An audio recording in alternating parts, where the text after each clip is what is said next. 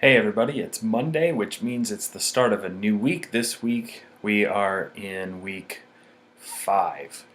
Moving right along, then we are going to explore in greater detail the covenants made with both Abraham and Noah.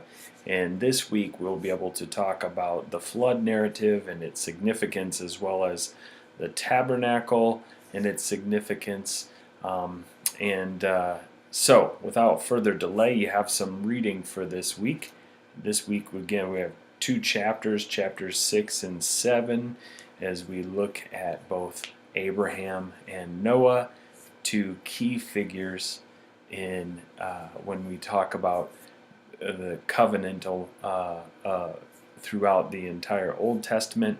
These two gentlemen are one of the 5 major characters listed in the Epic of Eden, and so we're going to continue to work our way through there, as well as the reading from the scriptures in Kings and Hosea and Daniel. Additional resources are always available to you. If you have not been watching the recordings that I've been posting, you may want to check those out before the weekend, as I do walk you through application assignment number 1. I hope walk you through the questions on that as it relates to the reading of Epic of Eden to help you find the answers easily. And so there you go. It's just a bit of a freebie for you, but I think it really has been helpful, because I've noticed since I've started doing that your application 1 assignment scores have gone up. So, all right, so this week we are talking about, and first discussion question is God and the flood. What do we learn about God from the flood narrative? Again, now I need to say this, because this happened last week with what did we learn about God from the creation narrative. A lot of you focused, too much focus I should say, was placed on the story of Genesis 1 and 2, and not enough about what the story says about God.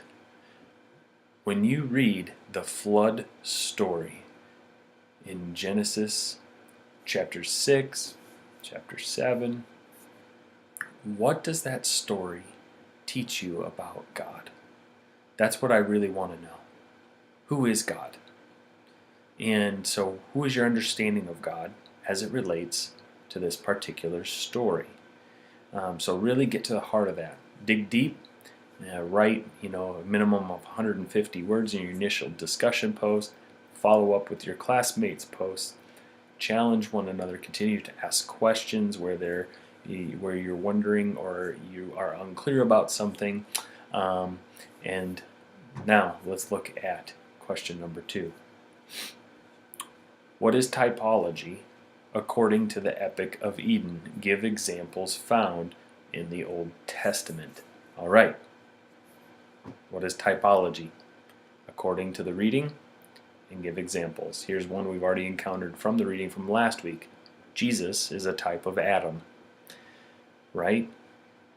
Jesus as the last Adam, was able to accomplish what the first Adam could not. So there you go. There's one example found in the Old Testament. As it relates to the New Testament, the rest is up to you. And I hope you have a great week, everybody. If you have any questions, as always, I am here for you, to help you, to guide you, to pray for you. I hope you have a great week. Take care.